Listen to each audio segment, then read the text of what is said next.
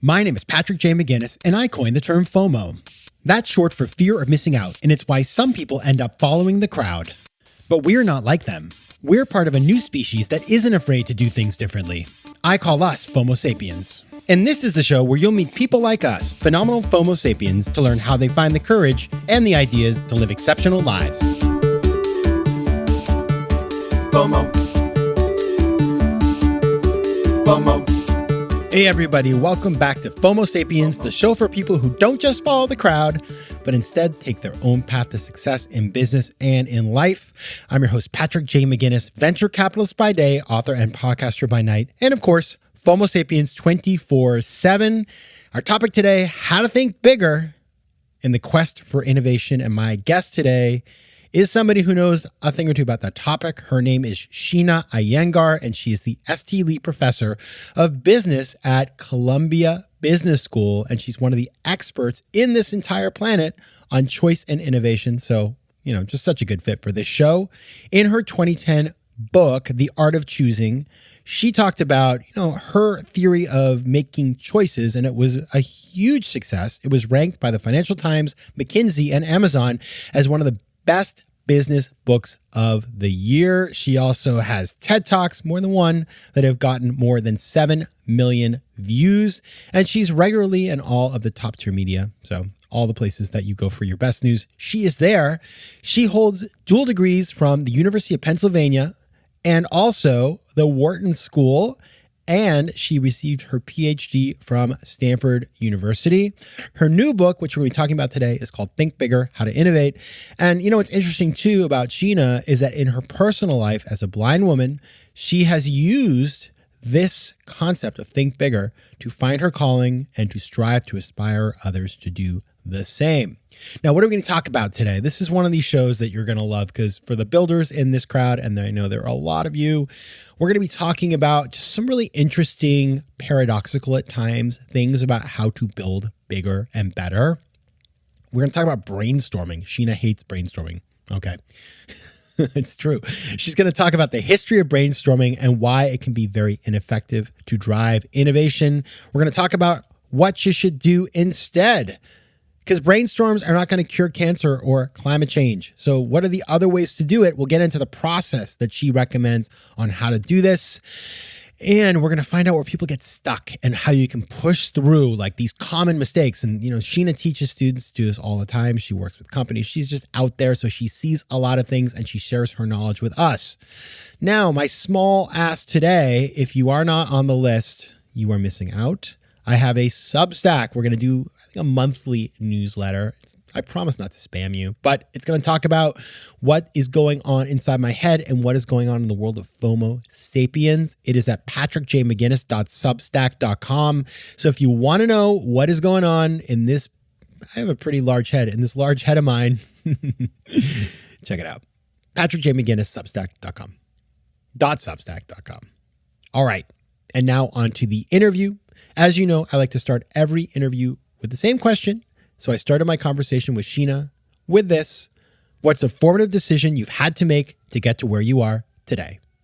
I would say that the biggest choice I ever made, and actually the best choice I ever made in my life, was the choice to study choice.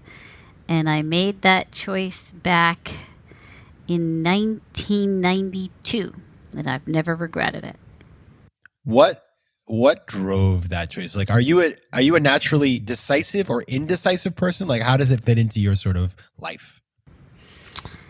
I would say that I am naturally somebody who wants to find the answer, who wants to make a decision. I won't rush to it, so I'll recognize when I need to step back and not make a decision because I don't want to make a bad choice. But it is the case that when I don't know what I want, I will really, really drive myself crazy and persist to figure out what's the decision I want to make. And so I would say that growing up, I was very much, I think, thinking about choice, whether it was unconsciously or consciously, because I am blind. And so the idea of what choices I was going to have was just always a part of my everyday narrative. And so when I'm in college, I am constantly trying to ask the question, what career options do I have? What am I going to do so I'm not homeless? And so I'm very deliberatively, unlike, many undergrads, I'm not just exploring for the sake of exploring. I'm being very deliberative about trying to figure out what would I like to do? What would people hire me to do? What could I be good at?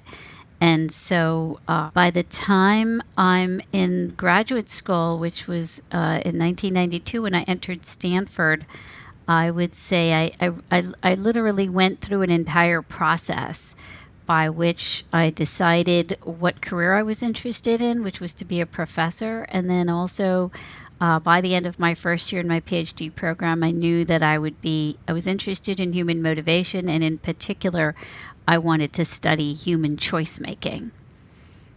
Wow. I like that. I think it's interesting that, context is so important about how we make our decisions, obviously. And you've just laid out how your own personal context drove your thinking. Now you have a new book out. Mm-hmm. It's called Think Bigger, How to Innovate. And I remember when I first heard about the book, part of me was like, well, all innovation is about choices. But it feels like it's also a kind of a new area, right? Because people would think, decision making is one corner of the world, innovation is another. So what drove you to write this book? What was the inspiration to take on this challenge? So I came out with the book The Art of Choosing in 2010, as you might know. Mm-hmm. I'm on the road giving talks, and people are asking me, well, this is really great, but what happens when I don't have a solution? Like, you're telling me all the difficulties, all the best ways to pick, but what if there is no known solution? And I could fall back on my experience. I could fall back on what not to do because of what we know from decision making, but I couldn't answer the question in a scientific way, what to do. Now, how did I get into the topic of innovation? In 2012, I was asked to be the academic director of the entrepreneurship program here at the Columbia Business School. And I never thought of myself as an entrepreneurship professor. I'd never taught entrepreneurship. I taught leadership and I taught decision making. But the director of the entrepreneurship program at the time, he said, well, what is entrepreneurship? It's just choices. You are more qualified to be the director of entrepreneurship than a lot of people. And I thought, okay, I guess that's interesting. I never thought of it that way. But yeah, you're right. Entrepreneurs are making choices from the beginning. And then my biggest task that year was to do a survey and a review of our entrepreneurship curriculum. And so, I am coming at it from the perspective of an outsider, and yet what I hadn't realized was that I was also kind of an insider. I just hadn't known that. So I'm reviewing the curriculum of our curriculum as well as our peer institutions, and I'm realizing that there are essentially three big buckets to that curriculum. First is how do you analyze an industry to identify the gap? The second was the ideation phase. And the third was the sort of funding / implementation / market testing. Essentially, it's all about implementation. And what I realized was that actually there was a lot in bucket A and there was a lot in bucket C, but we kind of took bucket B almost for granted. But the only thing we had to offer on that was at Stanford, they had design thinking. And there were different variations of design thinking at different institutions. And so I thought, okay, well, we clearly need this at Columbia. And I started to do design thinking. And I began to teach it. And as I was teaching it, I realized that there were some fundamental flaws with this method that I knew as a decision-making scientist, that brainstorming was a field day for decision-making biases. It was a flawed system. It was great for having a fun conversation, but it wasn't going to be a place where you were going to get really high-quality decision-making going on. And I began to edit it and change it. And then I'm realizing as I'm step-by-step going along that, wait a second, this doesn't make any sense. We know so much about how the mind works from cognitive science, and we know so much about how the mind works from neuroscience. Why are we resorting to brainstorming? And in fact, the most famous neuroscientist in the area of learning and memory and how we form thoughts was right here at Columbia. It was Eric Kandel. And I began to realize that, actually the method for teaching people ideation could absolutely be updated. We were teaching people stuff that was at least 50 years old. That's what corporate America was using, and that we could do way better given recent advances in neuroscience and cognitive science, and that's really what led me to create the method. Now, in the end, I would say Think Bigger is a combination of my personal experiences as a blind person, because I was essentially intuitively doing the method without actually, being deliberative about saying what it was. It was actually the method that I used to come up with my decision to study choice, but not that I was so precise about it back then. And then I had just been editing it anyway as I was studying choice, and then editing it further as I was studying neuroscience. And so I then said, I think this actually is a totally different method, and I think we should be teaching this to people. And so I started to teach it, and I can't remember exactly whether it was 2014 or 2015, but I began to teach it, and it really began to catch on here at Columbia. And so in 2020, when the world shut down, I decided to write the book. In fact, Columbia Business School Press asked me if I would be willing to write the book. FOMO. And then the universe conspired to have you write it with a pandemic. So we can thank one good thing came out of COVID. Now, I do want you talk about brainstorming a little bit. You just kind of mentioned it, but you talk about it in the book. And this was all news to me. It's one of these things we never think about there sort of being like the first brainstorm or the place it came from. I love the story behind it. And I think that really frames up why in what, so you write about brainstorm is ineffective at its idea diarrhea. So tell us the story. Where does brainstorming come from, and why is it not, the most effective, or why is it an ineffective way for us to work today? So interestingly enough, even though we associate brainstorming with design thinking, and we associate it with Silicon Valley, just as an interesting factoid, since I know you're a New Yorker, it was invented right here in New York. And it was invented by the senior executive of this big advertising firm, BBDO, that existed in the 1930s. And he originally called the method thinking up. But as people used it began to be called brainstorming, and that ended up being the book and the name that stuck. But his original book, which you can't find anywhere, is called Thinking Up. Now, what prompted this was that he realized that in the meetings that he would hold with his employees, that the employees would simply nod yes in agreement, and he wasn't actually getting any feedback or any input. And what he was trying to do was create more of a conversation and get more engagement, because he didn't want everybody to be yes people. He actually wanted information. And so he came up with these 5 rules, which have now become synonymous with design thinking. Defer judgment, build on the ideas of others, go for quantity, encourage wild ideas. So he came up with those 5 things really as a way to get people to talk. And it's actually a beautiful set of rules to create a wonderful dinner conversation. Does it help ideation? Well, if you have 5 different people that are in charge of 5 different tasks within an organization, and they normally don't communicate with one another, you bring them in a room and you have them share what they know. It's a very quick and efficient recipe for creating phenomenal coordination. And in fact, that's why brainstorming took off, because during World War II, we initially lost a lot to the Japanese at Pearl Harbor. And we were woefully unprepared.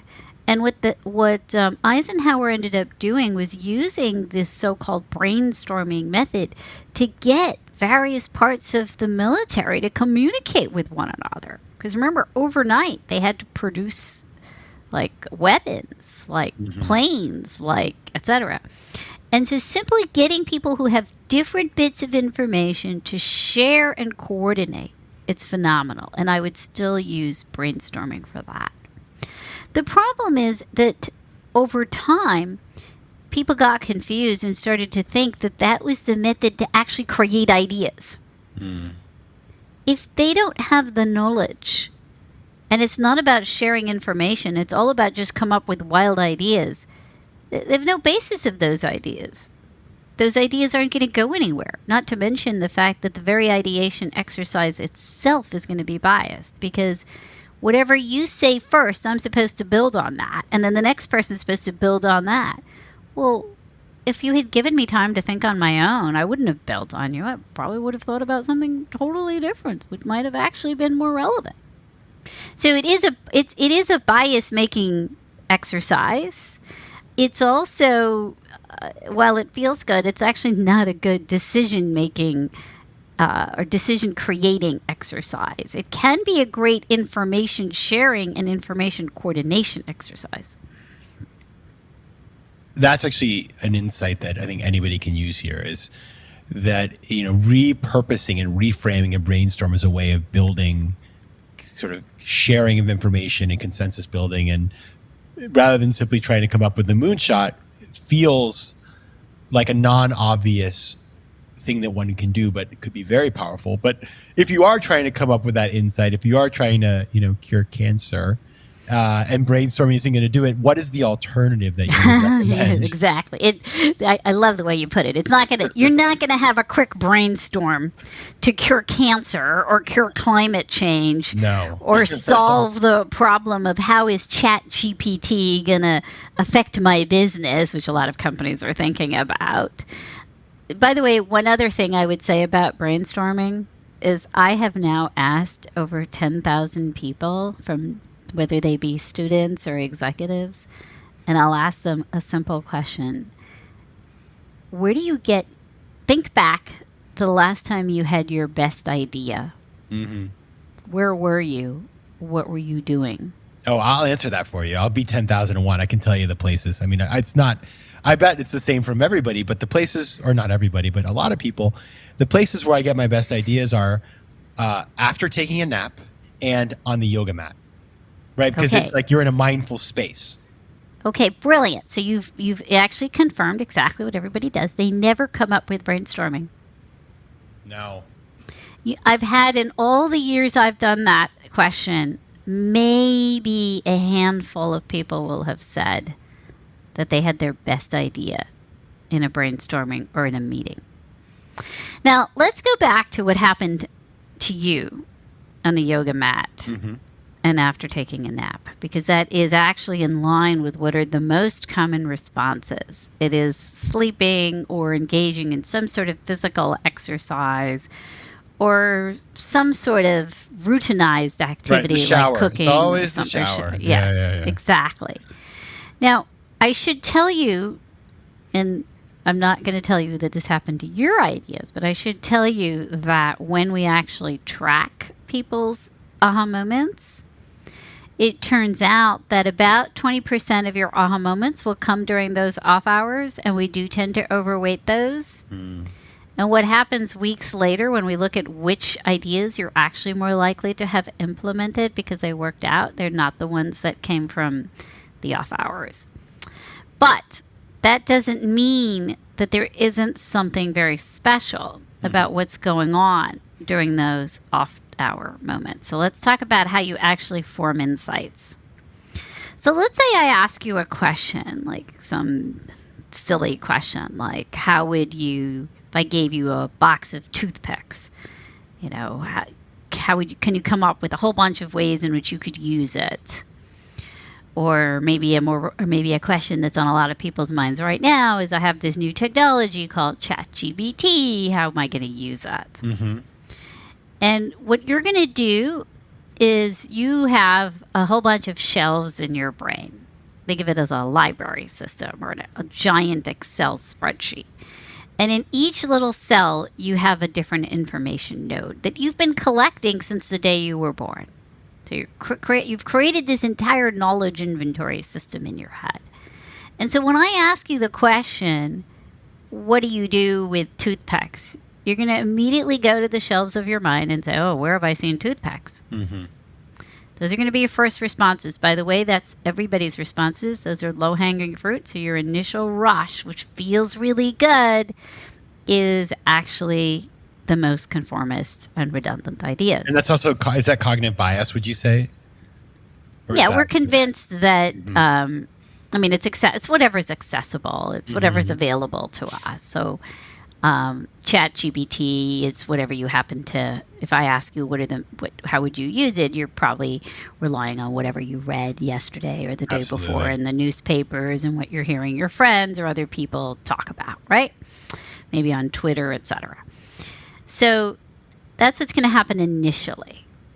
Then later, if I gave you more time and I forced you to keep thinking and thinking and thinking, then what are you going to do? Well, you're stuck. You got to come up with more uses. So what are you going to do? You're going to go to other portions of your brain and you go to other shelves that are maybe not as available to you normally.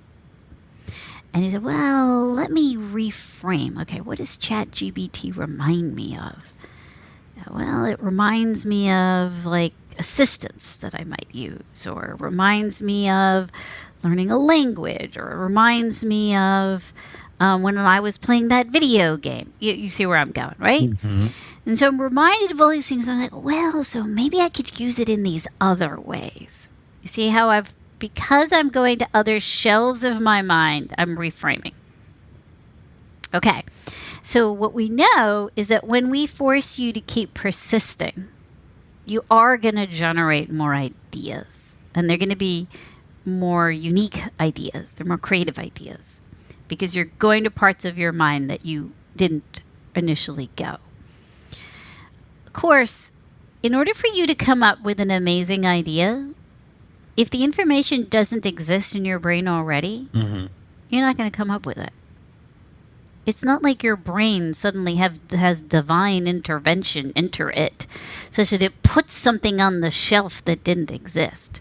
What your brain's going to do is take whatever information bits it has, connected with some other information bit that it has, makes a connection or a combination, and spits it out.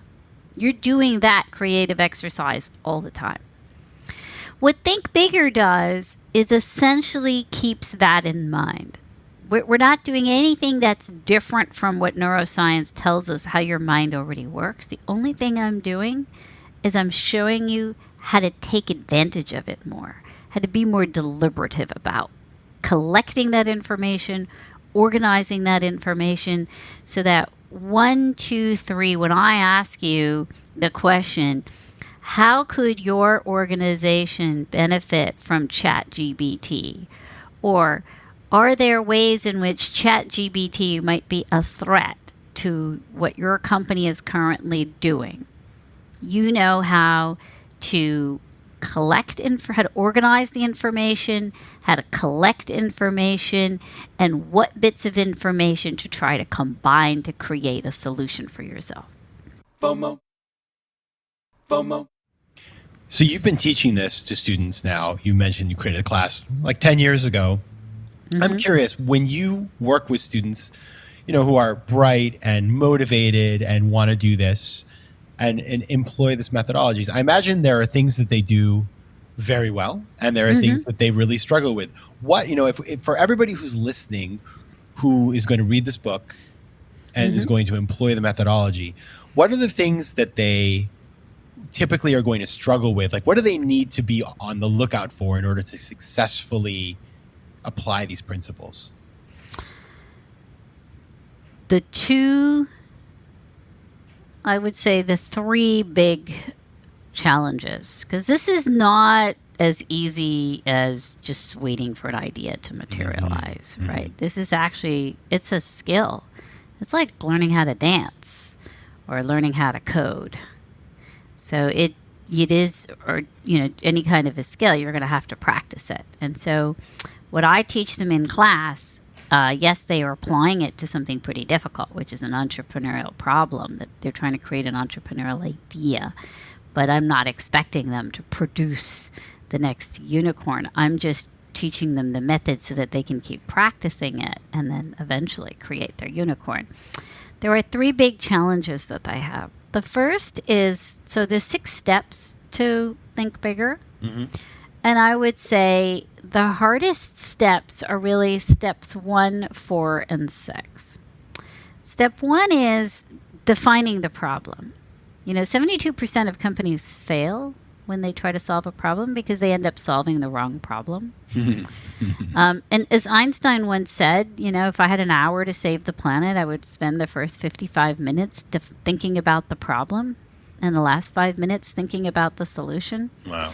And people do tend to rush to defining the problem. It really does behoove you to really figure out what exactly is that problem I'm trying to solve for, and to define it in a way that's concrete, that's feasible to solve, and just as importantly, if you solve it, that solution is scalable. That was the secret behind Apple, Netflix, Amazon, Bill Gates, you name it. Every successful innovator, that was their secret. They all started small. We forget that Amazon started with just books. Mm-hmm. And Netflix started with just sending you a DVD in the mail. Mm-hmm. They started small, but they started with something that was meaningful to people at the time, and that from there, once they solved that problem, they could scale. So defining that problem is big. The second big challenge in the method is what I call searching in and out of the box. Like, we often tell people, think out of the box, and we try to. Now, I make it easier for you in that I actually tell you how to think out of the box. I no longer leave that as a mystery. I say, look, in order to think out of the box, you actually have to go to other boxes. That's what the great innovators did. They find ways to solve specific parts of their problem by literally looking in other industries. Right? What made Einstein a genius wasn't that he had just a magical brain. It was that he was a patent officer for 6 years and learned all about things like refrigeration and typewriters and making clothes. And, there was a guy named Reed Hastings, and he happened to understand that you could learn from gym membership a new way to charge people for watching movies. And so on and so forth. So I do find that I tell people, you define the problem, and then you have to ask yourself, who else has had an analogous problem in the present or in the past? And how did they solve it? Collect those tactics that have been used. What happens is that most of the time, people are really good at coming up with tactics in adjacent industries. Where they have a challenge is really being able to search far and wide. And that's because usually our experience and knowledge set tends to be much more narrowly focused. And so that's, I would say, something that I do spend a lot of time trying to get them out of their comfort zone to learn about other boxes. Because the quality of your ideas depends on the quality of the tactics you have. Just like what I was saying before, if you don't have that information on the shelf of your mind, you're not going to be able to use it. Yeah, this whole thing, all of what you were saying today really speaks to the fact that being one-dimensional versus being multidimensional, being curious, trying to take in information around you, always be on the lookout for new ideas, traveling, reading broadly, watching a lot of media. All of these things, having your eyes open, really has tremendous value as an innovator. You mentioned the third element, which I think was number 6 in the methodology, which is the third eye, is also a challenging part of the process. How does that work?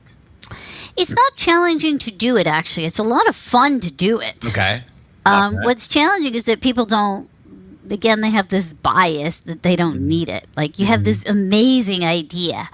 you're convinced you figured it out. I've got the brilliant idea for like how this is going to change my business. We just need to do this. They just need to listen to me and do it.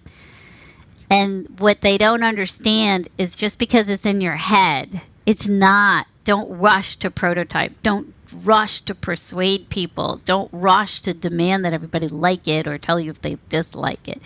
You're still in an ideation phase. You still have to gather feedback from external entities to further build the idea. You have to learn if they see what you see. Sometimes people have a hard time understanding that abstract idea of, do you see what I see? Because I'm not trying to talk about Hindu mythology there. I'm actually talking about something very practical. And this isn't an entrepreneurial example, but I think it captures the essence of it quite well. So in my third eye class, to show them so that they can feel it in a way that they'll be open-minded and not already set in their ways, I do this exercise where I ask people, and you can actually do this at a dinner table. It's a fun exercise to do. I say, look, I'm going to give you 3 minutes. I want you to come up with a brand new word to add to the English language. A word and its definition, sort of the way you did with FOMO and FOBO. Mm-hmm. And, they first are like, what? I'm like, but actually there's 1,000 words added to the English dictionary every year. And so they come up with a word and a definition. And then what I do is I have them go up to 10 different people and they just say their word. They don't say the definition. They just say their word. And they have the other people tell them how they would, what definition that word brings to mind for them. And so now they got 11 different ways of defining that new word, including their own. And that's when they get to see all the variations in which whatever they're thinking in their head could be interpreted. Now, it turns out, and because we do these little tournaments, it turns out that the people that stuck to their original word and definition are less likely to win an award. Their word is less likely to be picked in the end as the winning word versus the people that take into consideration the other variations and come up with a revised definition of their word. They're more likely to win. Oh, I love that. It's true what you're saying. I think it's so many times, and I do this for myself, I'm sure many people listening to this, you have some big idea you want to play with. And so you put it out there and you start telling people about it, and you tell somebody and you're all excited and their face betrays the fact that they're like, really? And the initial reaction is to become defensive.